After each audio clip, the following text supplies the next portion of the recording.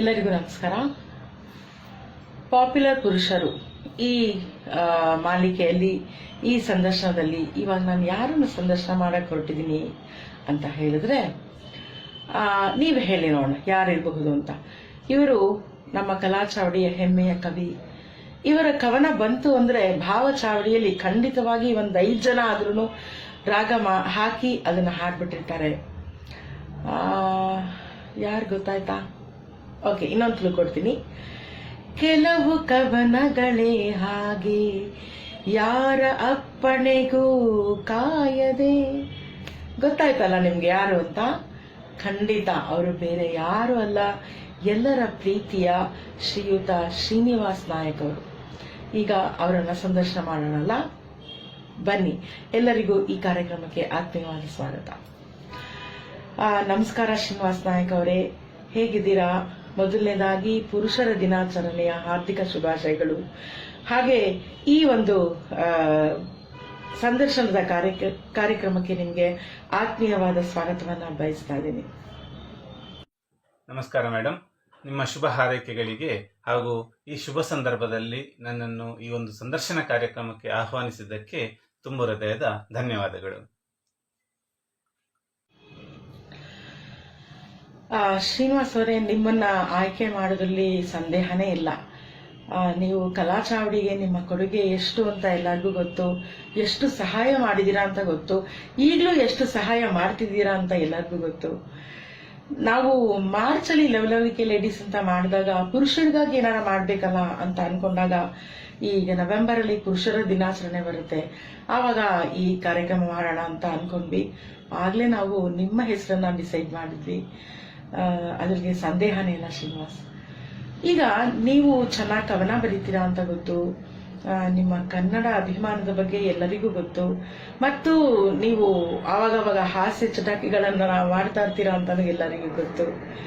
ಆದ್ರೆ ನಿಮ್ಮ ಪರಿಚಯನ ಒಂದು ಸ್ವಲ್ಪ ಮಾಡ್ಕೊಳ್ಬಹುದಾ? ಅಂದ್ರೆ ನೀವು ಹುಟ್ಟಿದ್ದಲ್ಲಿ, ನಿಮ್ಮ ತಂದೆ ತಾಯಿ ಬಗ್ಗೆ, ನಿಮ್ಮ ವಿದ್ಯಾಭ್ಯಾಸದ ಬಗ್ಗೆ ಮತ್ತು ನಿಮ್ಮ ಕೆಲಸದ ಬಗ್ಗೆ, ಇವುಗಳ ಬಗ್ಗೆ ನಮಗೆ ತಿಳಿಸ್ಕೊಡ್ಬೋದಾ?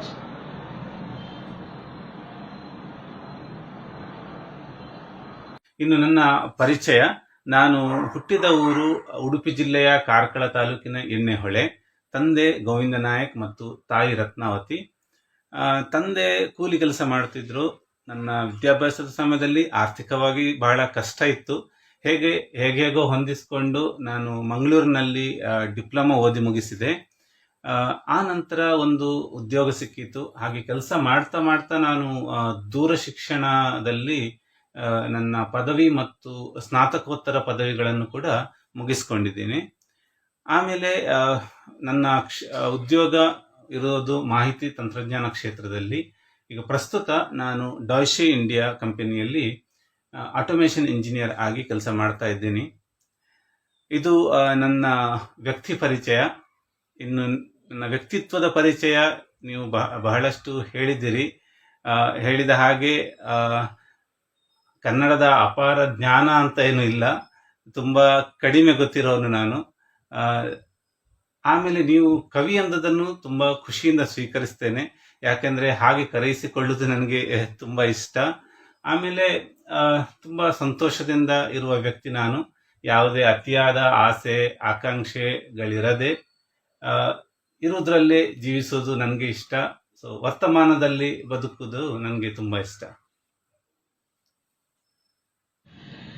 ನಿಜ, ನಿಮ್ಮ ಮಾತು ಕೈ ಕೆಸರಾದರೆ ಬಾಯಿ ಮೊಸರು ಅಂತ ಹೇಳ್ತಾರಲ್ಲ, ಹಾಗೆ ನಾವು ಕಷ್ಟ ಪಟ್ಟಾಗ ನಿಜವಾಗೂ ಅದಕ್ಕೆ ಒಂದು ಒಳ್ಳೆಯ ಫಲ ಖಂಡಿತ ಸಿಗತ್ತೆ ಅನ್ನೋದಕ್ಕೆ ನೀವು ಒಂದು ಸಾಕ್ಷಿ ಅಂತ ಹೇಳಬಹುದು. ನೀವು ಹೇಳಿದ್ರಿ ಎಷ್ಟು ಕಷ್ಟಪಟ್ವಿ ಮುಂಚೆ ಅಂತ ಹೇಳಿ. ಅಷ್ಟು ಕಷ್ಟಪಟ್ಟಿದ್ದಕ್ಕೆ ಇವತ್ತು ನಮ್ಗೆ ಒಳ್ಳೆಯ ಸ್ನೇಹಿತನ ಕೊಟ್ಟಿದ್ದಾರೆ ನಿಮ್ಮ ತಂದೆ ತಾಯಿ, ಒಳ್ಳೆಯ ಕವಿಯನ್ನ ಕೊಟ್ಟಿದ್ದಾರೆ. ಇದಕ್ಕಿನ್ನ ಬೇಗ ಶ್ರೀನಿವಾಸ್. ಈಗ ಇನ್ನೊಂದು ಕೇಳ್ತೀನಿ, ಏನಂತ ಹೇಳಿದ್ರೆ, ನಿಮ್ಮ ವಿವಾಹ ಜೀವನದ ಬಗ್ಗೆ ಒಂದ್ ಸ್ವಲ್ಪ ತಿಳಿಸ್ಕೊಡ್ಬಹುದಾ? ಖಂಡಿತ. ನಾನು ಇಷ್ಟು ಖುಷಿಯಾಗಿರೋದು ನೋಡಿದ್ರೆ ನಿಮ್ಗೇನೆ ಒಂದು ಅಂದಾಜಿರುತ್ತೆ ನನ್ನ ವೈವಾಹಿಕ ಜೀವನ ಹೇಗಿರುತ್ತೆ ಅಂತ. ನನ್ನ 29ನೇ ವಯಸ್ಸಿನಲ್ಲಿ ಅಂದರೆ 2011 ನವೆಂಬರ್ನಲ್ಲಿ ನಮ್ಮ ವಿವಾಹ ಯೋಗ ಕೂಡಿ ಬಂತು. ಒಂದೇ ಊರಿನವರಾದರೂ ನಮಗೆ ಒಬ್ಬರಿಗೊಬ್ಬರ ಪರಿಚಯ ಇರಲಿಲ್ಲ, ಆದರೆ 2 ಮನೆಯವರ ಪರಿಚಯ ಇತ್ತು. ತುಂಬ ಅನುಸರಿಸಿಕೊಂಡು ಹೋಗುವ ಶ್ರೀಮತಿಯನ್ನು ಭಗವಂತ ಜೋಡಿ ಮಾಡಿದ್ದಾನೆ. ಶ್ರೀಮತಿ ಹೆಸರು ವೀಣಾ. ನಮಗೆ 2 ಮುದ್ದಿನ ಮಕ್ಕಳು, ಅನ್ವಿ ಮತ್ತು ಇಹಾ. ಒಬ್ಬಳಿಗೆ 8 ವರ್ಷ ಮತ್ತೆ ಇನ್ನೊಬ್ಬಳಿಗೆ 4.5 ವರ್ಷ. ಈಗ ಇವರ ನಡುವೆ ವೈವಾಹಿಕ ಜೀವನದ 11 ವರ್ಷಗಳು ಹೇಗೆ ಕಳೆದು ಹೋಯಿತು ಅಂತಲೇ ಗೊತ್ತಾಗ್ತಿಲ್ಲ. ಅಷ್ಟು ಅನ್ಯೋನ್ಯ ಸಂಸಾರ ನಮ್ಮದು. ನಾನು ಕೆಲವು ಕವಿತೆಗಳಲ್ಲೂ ನನ್ನ ಅನುಭವವನ್ನು ಆಗಾಗ ಬರೆದಿದ್ದೇನೆ. ಇವನು ಸುಮಾರು ವಿರಹ ಗೀತೆಗಳನ್ನು ಬರೆದಿದ್ದಾನೆ ಅಂತ ನೀವು ಅಂದ್ಕೊಳ್ಳೋದಾದ್ರೆ ಅದು ನನ್ನ ಸ್ವಾನುಭವ ಅಲ್ಲ, ಅವರಿವರನ್ನು ನೋಡಿ ಬರೆದದ್ದು. ಒಬ್ಬರನ್ನೊಬ್ಬರು ಅರಿತು ನಡೆದರೆ ಬದುಕು ನಿತ್ಯ ನೂತನ.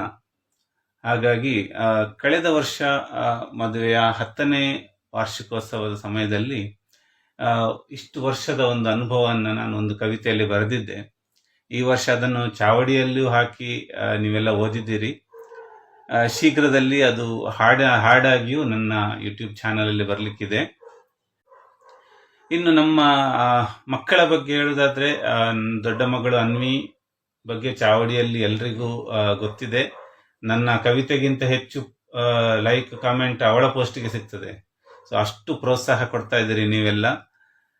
ಸಣ್ಣವಳನ್ನು ಕ್ಯಾಮರಾ ಕಣ್ಣಿನಲ್ಲಿ ಸೆರೆ ಇಡುವುದು ತುಂಬಾ ಕಷ್ಟ, ಯಾಕಂದ್ರೆ ಅವಳು ಒಂದು ಕ್ಷಣ ನಿಂತಲ್ಲಿ ನಿಲ್ಲೋದಿಲ್ಲ.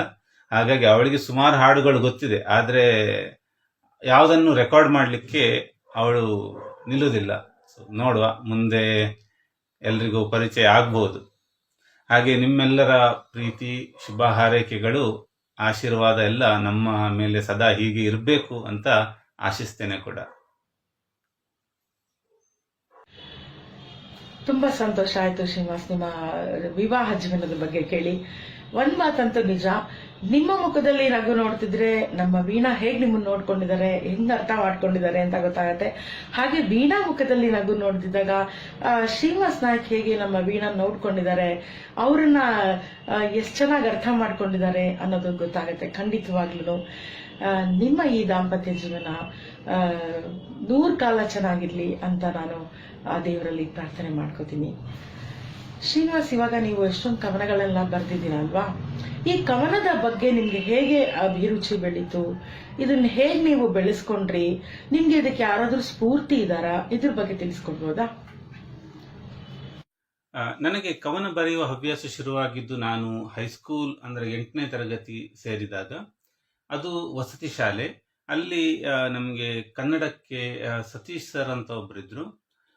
ಅವರು ಏನ್ ಮಾಡ್ತಿದ್ರು ಅಂದ್ರೆ, ವಿದ್ಯಾರ್ಥಿಗಳಲ್ಲಿ ಬರೆಯುವ ಹವ್ಯಾಸವನ್ನು ಬೆಳೆಸಬೇಕು ಮತ್ತೆ ಅಂತ ಹೇಳಿ ತುಂಬಾ ಪ್ರೋತ್ಸಾಹ ಕೊಡ್ತಾ ಇದ್ರು. ಅವರದೇ ಕೈ ಬರಹದಲ್ಲಿ ಒಂದು ಮ್ಯಾಗಝಿನ್ ತರ ಮಾಡಿ ಅದು ನೋಟಿಸ್ ಬೋರ್ಡ್ ಅಲ್ಲಿ ಹಾಕೋದೆಲ್ಲ ಮಾಡ್ತಿದ್ರು. ಹಾಗೆ ಅವಾಗ ಏನೋ ಬರೆದಿದ್ದೇನೆ ಅನ್ನೋದೇ ಒಂಥರ ಖುಷಿ ನಮ್ಗೆ. ಆದ್ರೆ ಆವಾಗ ಕತೆ ಕವನ ಅಂದ್ರೆ ಏನು ಅಂತಾನು ಅಷ್ಟೊಂದು ಗೊತ್ತಿಲ್ಲದೆ ಇರುವಂತಹ ವಯಸ್ಸು. ಹಾಗೆ ಹಾಗೆ ಶುರುವಾದ ಅಭ್ಯಾಸ ನನಗೆ ಮತ್ತೆ ಡಿಪ್ಲೊಮಾದಲ್ಲಿ ಬರೀಲಿಕ್ಕೆ ತುಂಬಾ ಸಹಾಯ ಆಯಿತು. ಡಿಪ್ಲೊಮಾ ಓದ್ತಾ ಇರುವಾಗ ನಾನು ಸುಮಾರು ಕವಿತೆಗಳನ್ನು ಬರೆದಿದ್ದೆ. ಇವನ್ ನನಗೆ ಆ ಕಾಲೇಜಲ್ಲಿ ಬೆಸ್ಟ್ ಪೋಯೆಟ್ ಅವಾರ್ಡ್ ಕೂಡ ಸಿಕ್ಕಿತ್ತು. ಆಮೇಲೆ ಉದ್ಯೋಗ ಶುರು ಆದ್ಮೇಲೆ ಸುಮಾರು ವರ್ಷ ನಾನು ಏನೂ ಬರೀಲಿಲ್ಲ, ಅದೆಲ್ಲ ನಿಂತೇ ಹೋಗಿತ್ತು. ನಾನು ಸ್ವಲ್ಪ ಗಂಭೀರವಾಗಿ ಬರೆಯಲು ಆರಂಭ ಮಾಡಿದ್ದು ಮತ್ತು ಈ ಭಾವಗೀತೆಗಳ ಕಡೆ ಒಲವು ಬೆಳೆಸಿಕೊಂಡಿದ್ದು ಸುಮಾರು ಕಳೆದ 4 ವರ್ಷಗಳಲ್ಲಿ ಅಂತ ಹೇಳ್ಬೋದು. ಇನ್ನು ಸ್ಫೂರ್ತಿ ಯಾರು ಅಂತ ಕೇಳಿದಿರಿ. ನನಗೆ ಅದೇ ಇದೆ ಅಂತ ಹೇಳಕ್ಕಾಗಲ್ಲ. ನಾನು ನನ್ನ ಶ್ರೀಮತಿಗೆ ಕವಿತೆ ಬರೆದಿದ್ದೀನಿ, ನನ್ನ ಮಕ್ಕಳಿಗೆ ಬರೆದಿದ್ದೀನಿ. ಕೆಲವೊಮ್ಮೆ ಯಾವುದೋ ಒಂದು ಪದ ಕೇಳಿದಾಗಲೂ ನನಗೆ ಕವಿತೆ ಹುಟ್ಟಿದ್ದಿದೆ. ಇನ್ನು ಆಫೀಸ್ ಕ್ಯಾಬ್ನಲ್ಲಿ ಕಂಡ ಹುಡುಗಿಯನ್ನು ನೋಡಿ ಕವಿತೆ ಬರೆದಿದ್ದೇನೆ. ನಮ್ಮ ಆಫೀಸ್ನ 8ನೇ ಮಹಡಿಯ ಹುಡುಗಿ ಕೂಡ ನನಗೆ ಕವಿತೆಯಾಗಿದ್ದಾಳೆ. ಕೆಲವರ ಕಥೆ ಕೇಳಿ ಕೂಡ ನನಗೆ ಕವಿತೆ ಹುಟ್ಟಿದ್ದಿದೆ. ಇನ್ನು ಈ ಫೇಸ್ಬುಕ್ಕಿಗೆ ಬಂದ ಮೇಲೆ ನನಗೆ ತುಂಬ ಪ್ರೋತ್ಸಾಹ ಸಿಕ್ಕಿತು. ಓದುಗರ ಮತ್ತು ಕೇಳುಗರ ಪ್ರೀತಿ ಈಗ ನನ್ನಲ್ಲಿ ಬರೆಸಿಕೊಂಡು ಹೋಗ್ತಾ ಇದೆ. ಈ ಪಯಣದಲ್ಲಿ ನಮ್ಮ ಚಾವಡಿಯನ್ನು ಕೂಡ ನಾನು ನೆನಪು ಮಾಡಿಕೊಳ್ಬೇಕು. ಕೆಲವು ಸಂದರ್ಭಗಳಲ್ಲಿ ನಮ್ಮ ಕೆಲವು ಸಂದರ್ಭಗಳಲ್ಲಿ ನೀವೇ ನನಗೆ ಬರೆಯುವ ಅವಕಾಶವನ್ನು ಮಾಡಿಕೊಟ್ಟು ಚಂದದ ಹಾಡು ಮಾಡಿಕೊಟ್ಟಿದ್ದೀರಿ. ಈ ಅಕ್ಷರ ಪ್ರೀತಿಯಿಂದಾಗಿ ಎಷ್ಟು ಒಳ್ಳೆಯ ಸ್ನೇಹ ಸಿಕ್ಕಿದೆ ನನಗೆ. ಈ ಋಣಾನುಬಂಧ ತುಂಬಾ ದೊಡ್ಡದು. ನನ್ನ ಕವಿತೆಗಳನ್ನು ಎಷ್ಟೋ ಜನ ಇಷ್ಟಪಟ್ಟು ಹಾಡ್ತಾರೆ, ಖುಷಿ ಕೊಡ್ತಾನೆ ಇರ್ತಾರೆ. ಈ ಎಲ್ಲರೂ ಪ್ರತ್ಯಕ್ಷವಾಗಿಯೋ ಪರೋಕ್ಷವಾಗಿಯೋ ನನ್ನ ಮುಂದಿನ ಕವಿತೆಗೆ ಸ್ಫೂರ್ತಿ ಅಂತಾನೆ ನಾನು ಹೇಳಬೇಕು. ಚೆನ್ನಾಗಿ ತಿಳಿಸ್ಕೊಟ್ರಿ ಸ್ಫೂರ್ತಿ ಬಗ್ಗೆ. ಏನದು 8ನೇ ಮಹಡಿ ಹುಡುಗಿ ಇರ್ಬೋದು, ಕ್ಯಾಬಲ್ ಕಂಡ ಹುಡುಗಿ ಇರ್ಬೋದು. ನಿಜ, ಇಂಥ ಹಾಡಿಗೆ ಇಂಥವರೇ ಸ್ಫೂರ್ತಿ ಅಂತ ಹೇಳಕ್ಕಾಗಲ್ಲ. ಈಗ ಒಂದು ಮಗು ಆಟ ಆಡ್ತಾ ಇತ್ತು ಅಂದ್ರೆ ಆ ಮಗು ಆಟ ಆಡ್ತಿದ್ದಾಗ ಅದು ನೋಡಿನೇ ಒಂದು ಕವನ ಬರೆದಿರ್ತೀವಿ. ಅಲ್ಲಿ ಆಗ ಆ ಮಗು ಸ್ಫೂರ್ತಿ ಆಗಿರುತ್ತೆ. ಎಲ್ಲಾದ್ರೂ ಹೋದಾಗ ಆ ಹಸಿರು ನೋಡ್ತಿದ್ದಾಗ ಆ ಹಸಿರು ಬಗ್ಗೆ ಒಂದು ಕವನ ಬರೆಯೋಣ ಅನ್ಕೋತೀವಿ. ಆವಾಗ ಅಲ್ಲಿ ಆ ಹಸಿರು ಸಹ ಸ್ಫೂರ್ತಿ ಆಗಿರುತ್ತೆ. ಕವಿಗೆ ಇಂಥವರೇ ಸ್ಫೂರ್ತಿ ಅನ್ನೋದಿಲ್ಲ, ಖಂಡಿತ. ಈಗ ನೀವು ಸಾಕಷ್ಟು ಕವನಗಳನ್ನ ಬರೆದಿದ್ದೀರಾ. ಎಷ್ಟು ಕವನ ಬರೆದಿರಬಹುದು? ಮತ್ತೆ ನಿಮ್ಮ ಕವನ ಸಂಗ್ರಹ ಏನಾದ್ರೂ ಬಿಡುಗಡೆ ಆಗಿದೆಯಾ? ಅಂದ್ರೆ ಪುಸ್ತಕ ಏನಾದ್ರೂ ಬಿಡುಗಡೆ ಆಗಿದೆಯಾ? ಮತ್ತು ನಿಮ್ಮ ಕವನಗಳು ಏನಾದ್ರೂ ಧ್ವನಿ ಮುದ್ರಿತವಾಗಿದೆಯಾ? ಮತ್ತೆ ಎಲ್ಲೆಲ್ಲಿ ಹಾಡ್ತಾ ಇದ್ದಾರೆ ನಿಮ್ಮ ಕವನಗಳು? ಎಷ್ಟು ರಾಗ ಸಂಯೋಜನೆ ಆಗಿದೆ? ಇವುಗಳ ಬಗ್ಗೆ ತಿಳಿಸ್ಕೊಡ್ಬೋದಾ ಶ್ರೀನಿವಾಸ್? ನಾನು ತುಂಬಾ ಕವಿತೆಗಳನ್ನೇನು ಬರೆದಿಲ್ಲ, ಬರೆದಿರೋದು ಕಡಿಮೆಯೇ.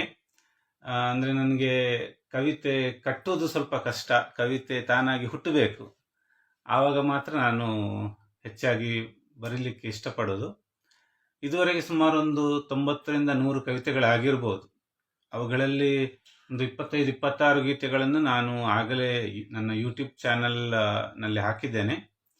ಆಗಲೇ ತುಂಬ ಜನ ಕೇಳ್ತಾ ಇದ್ದಾರೆ. ಇನ್ನು ರಾಗ ಸಂಯೋಜನೆ ಆಗಿರುವ ನನ್ನ ಇನ್ನೂ ಒಂದು 10ರಿಂದ 15 ಕವಿತೆಗಳು ಇವೆ. ಅವುಗಳು ಇನ್ನು ಒಂದೊಂದಾಗಿ ಹಾಕ್ತಾ ಇರ್ತೇನೆ. ನನ್ನ ಭಾವಗೀತೆಗಳಲ್ಲಿ ಕಲಾ ಚಾವಡಿಯ ಕೊಡುಗೆ ತುಂಬಾ ಇದೆ. ಆಗಲೇ ನೀವು ಸಂಯೋಜನೆ ಮಾಡಿದ ಹಾಡಿದ ಗೀತೆಗಳು ನನ್ನ ಚಾನಲ್ನಲ್ಲಿ ಇವೆ. ಇನ್ನು ಬರಲಿರುವ ಹಾಡುಗಳಲ್ಲಿ ಕೂಡ ಸುಮಾರು 4-5 ಹಾಡುಗಳು ಭಾವಚಾವಡಿಯಲ್ಲಿ ರಾಗ ಸಂಯೋಜನೆ ಆಗಿರುವಂಥದ್ದೇ. ಇದು ಸುಗಮ ಸಂಗೀತ ಲೋಕಕ್ಕೆ ನಮ್ಮ ಚಾವಡಿಯ ಕೊಡುಗೆ ಅಂತ ನಾನು ಹೇಳಲಿಕ್ಕೆ ಇಷ್ಟಪಡ್ತೇನೆ. ಇನ್ನು ಆಲ್ಬಮ್ ಬಗ್ಗೆ ಕೇಳಿದ್ದೀರಿ. ಅದು ಆಲ್ಬಮ್ ಅಂತ ಏನು ಮಾಡಿಸಿಲ್ಲ, ಆದರೆ ಒಂದು 4 ಹಾಡುಗಳ ಒಂದು ಪ್ರಾಜೆಕ್ಟ್ ಮಾಡಿದ್ವಿ ನಾವು. ಶ್ರೀ ರಾಘವೇಂದ್ರ ಬಿಜಾಡಿ ಅವರ ಸಂಯೋಜನೆ ಮತ್ತು ಅವರ ಗಾಯನದಲ್ಲಿ ಒಂದು ಸ್ಟುಡಿಯೋ ರೆಕಾರ್ಡಿಂಗು, ಹಿನ್ನೆಲೆ ಸಂಗೀತ ಎಲ್ಲ ಇಟ್ಕೊಂಡು ಒಂದು 4 ಭಾವಗೀತೆಗಳನ್ನು ಮಾಡಿ ಬಿಡುಗಡೆ ಮಾಡಿದ್ದೇವೆ. ಅದು ನನಗೊಂದು ಆಸೆ ಇತ್ತು, ಆ ಥರ ಒಂದು ಮಾಡಬೇಕು ಅಂತ. ಹಾಗೆ ನಾವು ಅಳಿದ ಮೇಲೂ ನಮ್ಮ ಏನೋ ಒಂದು ಉಳಿಸಿ ಹೋಗ್ಬೇಕು ಅನ್ನುವ ಒಂದು ಆಸೆ. ಅದಕ್ಕಾಗಿ ಅದೊಂದು ಪ್ರಾಜೆಕ್ಟನ್ನು ಮಾಡಿದ್ವಿ.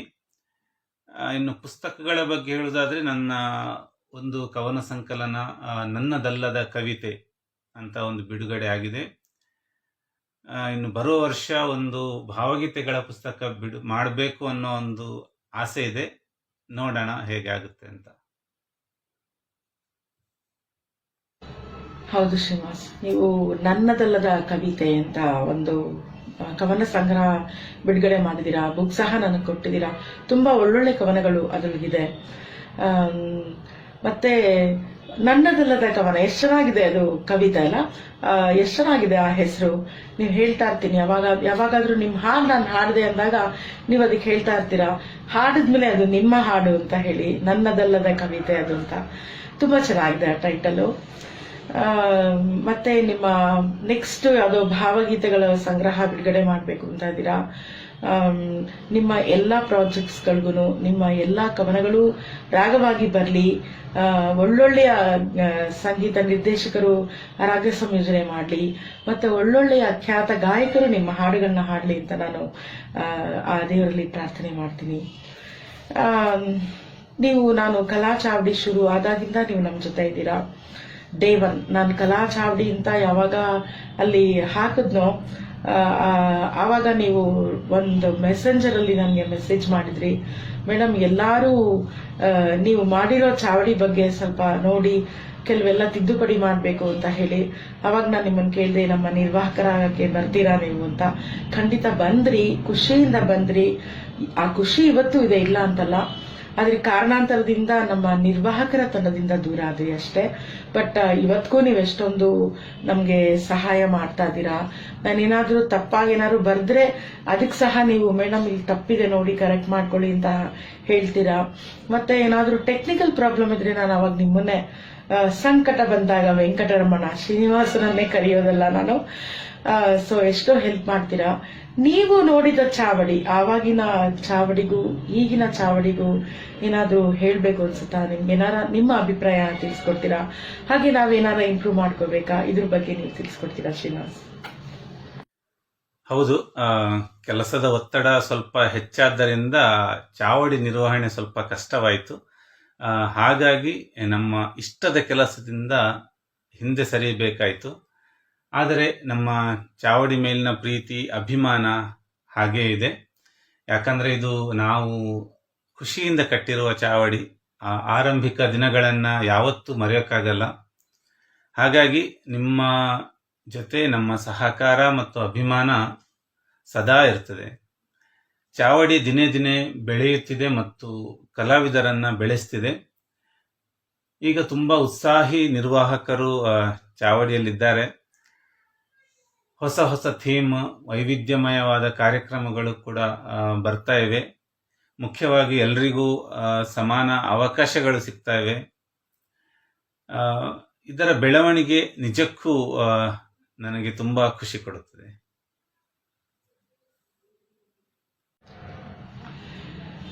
ತುಂಬಾ ಥ್ಯಾಂಕ್ಸ್ ಶ್ರೀನಿವಾಸ್. ಈ ಒಂದು ಕಲಾ ಚಾವಡಿ ಬಗ್ಗೆ ನಿಮ್ಗಿಟ್ಟಿರೋ ಅಭಿಮಾನ ಪ್ರೀತಿ ಯಾವಾಗ್ಲೂ ಹೀಗೆ ಇರ್ಲಿ ಅಂತ ನಾನು ಕೇಳ್ಕೊಳ್ತೀನಿ ನಿಮ್ಮಲ್ಲಿ. ಈಗ ನಿಮ್ಗೆ ಸಡನ್ ಆಗಿ ಒಂದು ಟಾಸ್ಕ್ ಕೊಡೋಣ ಅಂತ. ಅದೇನ್ ಗೊತ್ತಾ? ಅಯ್ಯೋ, ಸಡನ್ ಟೀಚರ್ ಆಗ್ಬಿಟ್ರಿ. ನನ್ನನ್ನು ಕಷ್ಟದಲ್ಲಿ ಸಿಲುಕಿಸಲು ಅದೇನು ಯೋಚನೆ ಮತ್ತು ಯೋಜನೆ ಹಾಕಿಕೊಂಡಿದ್ದೀರಿ? ಓಹೋ, ಹೆದರ್ಕೋಬೇಡಿ. ನಿಮ್ಗೇನು ದೊಡ್ಡ ಟಾಸ್ಕ್ ಏನ್ ಕೊಡಲ್ಲ. ನೀವ್ ಹೇಳಿದ್ರಿ ಟೀಚರ್ ತರ ಅಂತ, ಆದ್ರೆ ಹೆದರ್ಸೋ ಟೀಚರ್ ಅಂತೂ ನಾನು ಖಂಡಿತ ಅಲ್ಲ ಶ್ರೀನಿವಾಸ್. ಏನಿಲ್ಲ, ಇವಾಗ ಇಲ್ಲೇ ನೀವು ನಮಗೋಸ್ಕರ, ನಮ್ಮ ವೀಕ್ಷಕರಿಗೋಸ್ಕರ, ನಮ್ಮ ಸದಸ್ಯರಿಗೋಸ್ಕರ ಇಲ್ಲೇ ಒಂದು ಕವನವನ್ನ ಬರ್ಕೊಡ್ಬೋದಾ? ಒಂದು ಸುಂದರವಾದ ಕವನವನ್ನ ನೀವು ಬರ್ಕೊಡ್ಬಹುದಾ? ಸ್ವಲ್ಪ ಕಷ್ಟದ ಕೆಲಸ, ಆದರೂ ನೀವು ಕೇಳಿದ ಮೇಲೆ ಒಂದು ಪ್ರಯತ್ನ ಮಾಡೋಣ. ಏನು ನೋಡಿ, ಚಾವಡಿಯವರು ಏನೋ ಕೇಳ್ತಿದ್ದಾರೆ.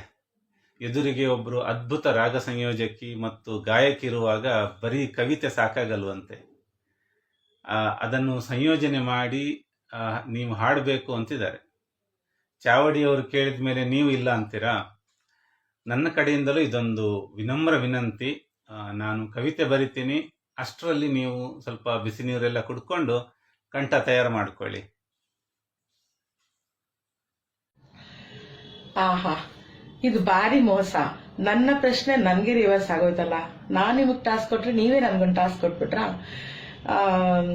ಆಯ್ತು ಶ್ರೀನಿವಾಸ್, ಖಂಡಿತ. ನಿಮ್ಮ ಕವನಗಳು ಅಂದ್ರೆ ನನಗೆ ತುಂಬಾ ಇಷ್ಟ, ನಿಮ್ಗೆ ಗೊತ್ತು. ಖಂಡಿತ ರಾಗ ಸಂಯೋಜನೆ ಮಾಡ್ತೀನಿ. ನೀವು ಹೇಳ್ದಂಗೆ ಸ್ವಲ್ಪ ಗಂಟ್ಲೆಲ್ಲ ಸರಿ ಮಾಡ್ಕೊಂಡ್ ಬರ್ತೀನಿ. ಅಷ್ಟೊತ್ತಿಗೆ ನೀವು ನಿಮ್ಮ ಕವನ ರೆಡಿ ಮಾಡಿಟ್ಬಿಡಿ. ಕವಿತೆ ರೆಡಿಯಾಗಿದೆ. ನೀವು ಕೊಟ್ಟ ಟಾಸ್ಕ್ನಿಂದಲೇ ಕವಿತೆ ಶುರು ಮಾಡಿದ್ದೀನಿ. ಜೊತೆಗೆ ನಿಮಗೆ ಕೊಟ್ಟಿರುವ ಟಾಸ್ಕ್ ಕೂಡ ಇದೇ, ಈ ಕವಿತೆಯಲ್ಲೇ ತರುವ ಪ್ರಯತ್ನ ಮಾಡಿದ್ದೀನಿ. ತುಂಬ ಸರಳವಾಗಿದೆ. ಹೇಗೆ ಬಂದಿದೆ ಅಂತ ನೀವು ಹೇಳಬೇಕು. ಬರೆದೆ ನಾನು ಒಂದು ಕವಿತೆ, ಎದೆಯ ಭಾವ ಕೂಡಿಸಿ. ಬರೆದೆ ನಾನು ಒಂದು ಕವಿತೆ, ಎದೆಯ ಭಾವ ಕೂಡಿಸಿ. ಹಾಡಬಹುದೇ ಅದನ್ನು ನೀವು? ಹಾಡಬಹುದೇ ಅದನ್ನು ನೀವು ನಿಮ್ಮ ರಾಗ ಸೇರಿಸಿ? ಹಾಡಬಹುದೇ ಅದನ್ನು ನೀವು ನಿಮ್ಮ ರಾಗ ಸೇರಿಸಿ? ಬರೆಯುವಾಗ ನನ್ನ ಕವಿತೆ, ಬರೆಯುವಾಗ ನನ್ನ ಕವಿತೆ, ಹಾಡುವಾಗ ನಿಮ್ಮದು. ಬರೆಯುವಾಗ ನನ್ನ ಕವಿತೆ, ಹಾಡುವಾಗ ನಿಮ್ಮದು. ತಲುಪಿದಾಗ ಹಲವು ಹೃದಯ, ತಲುಪಿದಾಗ ಹಲವು ಹೃದಯ, ಹಾಡು ಕೇಳುವವರದು. ತಲುಪಿದಾಗ ಹಲವು ಹೃದಯ, ಹಾಡು ಕೇಳುವವರದು. ಬೆಸೆಯಬಹುದು ಒಂದು ಕವಿತೆ, 100 ನಂಟು ಬಾಳಲಿ. ಬೆಸೆಯಬಹುದು ಒಂದು ಕವಿತೆ, 100 ನಂಟು ಬಾಳಲಿ. ಒಂದು ಹಾಡು ಉಳಿಯಬಹುದು ಮರೆಯದಂತೆ ಮನದಲ್ಲಿ. ಒಂದು ಹಾಡು ಉಳಿಯಬಹುದು ಮರೆಯದಂತೆ ಮನದಲ್ಲಿ. ಅಂಥದೊಂದು ನನ್ನ ಕವಿತೆ, ಅಂಥದೊಂದು ನನ್ನ ಕವಿತೆ, ಒಲಿದು ನಿಮ್ಮದಾಗಲಿ. ಅಂಥದೊಂದು ನನ್ನ ಕವಿತೆ, ಒಲಿದು ನಿಮ್ಮದಾಗಲಿ. ಬೆಳೆದ ಭಾವಬಂಧದಿಂದ, ಬೆಳೆದ ಭಾವಬಂಧದಿಂದ, ಬದುಕು ಚಂದವಾಗಲಿ, ಬದುಕು ಚಂದವಾಗಲಿ, ಬದುಕು ಚಂದವಾಗಲಿ. ಧನ್ಯವಾದಗಳು.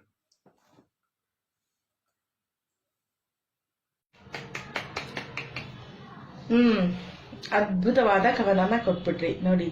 ಒಂದೇ ಒಂದು ಸೆಕೆಂಡಲ್ಲಿ ಎಷ್ಟು ಒಳ್ಳೆಯ ಕವನನ ಬರ್ಕೊಟ್ಬಿಟ್ಟಿದ್ದೀರಾ ನಮಗೆ. ತುಂಬಾ ಚೆನ್ನಾಗಿದೆ ಶ್ರೀನಿವಾಸ್. ನೀವು ಈ ಕವನನ್ನ ಹೆಂಗೆಂಗೋ ಹಾಡಿದ್ರೆ ಚೆನ್ನಾಗಿರೋದು ಅನ್ಸುತ್ತೆ. ಆದ್ರೂ ನೀವು ಕೇಳ್ತಾ ಇದ್ದೀರಾ ಅಲ್ವಾ? ಓಕೆ, ಹಾಡ್ತೀನಿ ಕೇಳಿ. ಬರೆದೆ ನಾನು ಒಂದು ಕವಿತೆ, ಎದೆಯ ಭಾವ ಕೂಡಿಸಿ. ಬರೆದೆ ನಾನು ಒಂದು ಕವಿತೆ, ಎದೆಯ ಭಾವ ಕೂಡಿಸಿ. ಹಾಡಬಹುದೇ ಅದನ್ನು ನೀವು, ಹಾಡಬಹುದೇ ಅದನ್ನು ನೀವು, ನಿಮ್ಮ ರಾಗ ಸೇರಿಸಿ. ಬರೆದೆ ನಾನು ಒಂದು ಕವಿತೆ, ಎದೆಯ ಭಾವ ಗೂಡಿಸಿ. ಬರೆಯುವಾಗ ನನ್ನ ಕವಿತೆ, ಹಾಡುವಾಗ ನಿಮ್ಮದು. ಆಹಾ, ನೋಡಿ ಇಲ್ಲೂ ನೀವು ಹೇಳ್ಬಿಟ್ರಿ ನನ್ನದಲ್ಲದ ಕವಿತೆ ಅಂತ. ಬರೆಯುವಾಗ ನನ್ನ ಕವಿತೆ, ಹಾಡುವಾಗ ನಿಮ್ಮದು. ಶ್ರೀನಿವಾಸ್, ಒಂದು ಕೆಲಸ ಮಾಡ್ತೀನಿ, ಈ ಹಾಡನ್ನ ನಾನು ಯಾವತ್ತಾದ್ರೂ ಭಾವಚಾವಡಿಯಲ್ಲಿ ಫುಲ್ಲು ಹಾಡನ್ನ ನಾನು ಹಾಡ್ತೀನಿ. ಯಾಕೆ ಅಂತಂದ್ರೆ ಟಾಸ್ಕ್ ಕೊಟ್ರಿ ನಾನು ಅದನ್ನ ಪೂರೈಸಿದ್ದೀನಿ. ಆದ್ರೆ ಇದು ನಿಮ್ಮ ದಿನಾಚರಣೆ, ನಿಮ್ಮ ಜೊತೆ ಇನ್ನಷ್ಟು ಮಾತಾಡೋದಿದೆ. ಹಾಗಾಗಿ ಈಗ ಈ ಹಾಡನ್ನ ನಾನು ಭಾವಚಾವಡಿಯಲ್ಲಿ ಮತ್ತೊಮ್ಮೆ ಹಾಡ್ತೀನಿ ಶ್ರೀನಿವಾಸ್. ವಾವ್, ಅದ್ಭುತ ಮೇಡಮ್. ನಿಮ್ಮ ರಾಗ ಸಂಯೋಜನೆಗಳೇ ಹಾಗೆ ನನಗೆ ಯಾವತ್ತೂ ತುಂಬಾ ಆಪ್ತವಾದದ್ದು. ನಿಮಗೆ ಬಹಳ ಸಲ ಹೇಳಿದ್ದೇನೆ ಕೂಡ ಇದನ್ನು. ಈ ಗೀತೆಗೂ ಎಷ್ಟು ಚಂದ ರಾಗ ಹಾಕಿ ಬಹಳ ಸೊಗಸಾಗಿ ಹಾಡಿದ್ದೀರಿ. ತುಂಬ ಖುಷಿ ಆಯಿತು ನೋಡಿ. ಮಾತಾಡ್ತಾ ಮಾತಾಡ್ತಾ ಒಂದು ಹಾಡೇ ಸಿಕ್ಕಿತ್ತು ನಮಗೆ ಕೇಳಲಿಕ್ಕೆ. ತುಂಬ ಖುಷಿ ಆಯಿತು.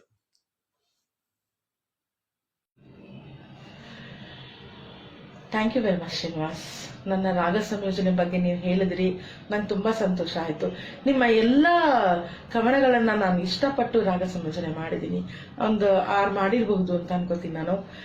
ತಾಯಿ ಬಗ್ಗೆ ಬರೆದಿರೋದೊಂದು, ಮಹಿಳೆ ಬಗ್ಗೆ ಬರೆದಿರೋದೊಂದು, ಕನ್ನಡದ ಬಗ್ಗೆ, ಮತ್ತೆ ಇವತ್ತು ಕೊಟ್ಟಿರೋ ಒಂದು ಕವನ, ಪ್ರತಿಯೊಂದು ಅದ್ಭುತವಾದ ಕವನಗಳನ್ನ ಕೊಟ್ಟಿದ್ದೀರಾ. ನಾನಂತೂ ಇಷ್ಟಪಟ್ಟೆ ರಾಗ ಸಂಯೋಜನೆ ಮಾಡ್ತೀನಿ. ನಿಮ್ಮ ಕವನಗಳು ಇನ್ನಷ್ಟು ಹೊರ ಬರಲಿ, ಒಳ್ಳೊಳ್ಳೆ ಗಾಯಕಿಯರು ಹಾಡಲಿ ಅಂತ ನಾನು ಆಶಿಸ್ತೀನಿ. ಶ್ರೀನಿವಾಸ್ ಅವರೇ, ಇಷ್ಟೊತ್ತು ನಮ್ಮ ಜೊತೆ ಇದ್ದು ಒಳ್ಳೆಯ ಸಂದರ್ಶನ ಕೊಟ್ಟಿದ್ದೀರಾ, ನಿಮ್ಮ ಬಗ್ಗೆ ತಿಳಿಸಿದ್ದೀರಾ, ಹಂಚ್ಕೊಂಡಿದ್ದೀರಾ. ಇವುಗಳನ್ನೆಲ್ಲ ನಮ್ಮ ಜೊತೆ ಹಂಚ್ಕೊಂಡಿದ್ದಕ್ಕೆ ನನ್ನ ನಿರ್ವಾಹಕರ ತಂಡದ ಪರವಾಗಿ ಮತ್ತು ನಮ್ಮೆಲ್ಲ ಸಹೃದಯ ಸದಸ್ಯರ ಪರವಾಗಿ ನಾನು ನಿಮಗೆ ಅನಂತ ಅನಂತ ಧನ್ಯವಾದಗಳನ್ನ ಹೇಳಿ ಬಯಸ್ತೀನಿ. ನಿಮ್ಮ ಬಗ್ಗೆ ಇನ್ನಷ್ಟು ತಿಳ್ಕೊಂಡ್ರು ನಮ್ಮ ಸದಸ್ಯರು. ನನಗೂ ಅಷ್ಟೇ ಎಷ್ಟೊಂದು ವಿಷಯ ಗೊತ್ತಿರಲಿಲ್ಲ ನಿಮ್ಮ ಬಗ್ಗೆ. ತುಂಬಾ ಖುಷಿ ಆಯ್ತು ಕೇಳಿ. ಮತ್ತು ಕಲಾ ಚಾವಡಿ ಬಗ್ಗೆ ನಿಮ್ಗಿರೋ ಅಭಿಮಾನ ಹೀಗೆ ಇರಲಿ ಅಂತ ಕೇಳ್ಕೊಳ್ತೀನಿ. ನಿಮಗೆ ಸಾಧ್ಯವಾದಾಗ ನಮ್ಮ ಚಾವಡಿಗೆ ನಿಮ್ಮ ಸಹಕಾರ ಬೇಕು ಅಂತ ನಾನು ಕೇಳ್ಕೊಳ್ತೀನಿ ಈ ಮೂಲಕ. ಗೊತ್ತು ನೀವು ತುಂಬಾ ಬ್ಯುಸಿ ಇದ್ದೀರಾ ಅಂತ, ಆದ್ರೂ ಆಗಾಗ ಚಾವಡಿ ಬಗ್ಗೆ, ಚಾವಡಿಯ ಕಡೆ ಇಣಿಕಿ ನೋಡಿ ಅಂತ ನಾನು ಈ ಮೂಲಕ ಕೇಳ್ಕೊಳ್ತೀನಿ. ಮತ್ತೊಮ್ಮೆ ನಿಮ್ಗೆ ಅನಂತ ಧನ್ಯವಾದಗಳನ್ನ ಹೇಳಬಯಸ್ತೀನಿ ಶ್ರೀನಿವಾಸ್. ನನ್ನಂತಹ ಒಬ್ಬ ಸಾಮಾನ್ಯ ವ್ಯಕ್ತಿಯನ್ನು ಕೂಡ ಗುರುತಿಸಿ, ಕರೆಸಿ, ಮಾತಾಡಿಸಿ ಚಾವಡಿಯ ಈ ಇಷ್ಟು ದೊಡ್ಡ ಗೌರವಕ್ಕೆ ಪಾತ್ರರಾಗಿಸಿದ ನಿಮಗೆ ಹಾಗೂ ನಮ್ಮ ಚಾವಡಿಯ ನಿರ್ವಾಹಕ ತಂಡಕ್ಕೆ ಮತ್ತು ಸರ್ವ ಸದಸ್ಯರಿಗೆ ನನ್ನ ಪ್ರೀತಿಪೂರ್ವಕ ವಂದನೆಗಳು. ನಿಮ್ಮೆಲ್ಲರ ಆಶೀರ್ವಾದ, ಪ್ರೀತಿ ಸದಾ ಹೀಗೆ ಇರಲಿ. ಹಾಗೆಯೇ ನಿಮ್ಮ ಈ ಚಾವಡಿ ಇನ್ನೂ ವಿಸ್ತಾರವಾಗಿ ಬೆಳೆಯಲಿ ಹಾಗೂ ಹೊಸ ಹೊಸ ಕಲಾವಿದರು ಮತ್ತು ಕವಿಗಳ ಉಗಮಕ್ಕೆ ಹಾಗೂ ಉನ್ನತಿಗೆ ವೇದಿಕೆಯಾಗುತ್ತಾ ಇರಲಿ ಎಂದು ನನ್ನ ಮನದಾಳದಿಂದ ಪ್ರಾರ್ಥಿಸ್ತೇನೆ. ಧನ್ಯವಾದಗಳು. ಮತ್ತೊಮ್ಮೆ ನಿಮಗೆ ಧನ್ಯವಾದಗಳು. ನಮಸ್ಕಾರ ಶ್ರೀನಿವಾಸ್.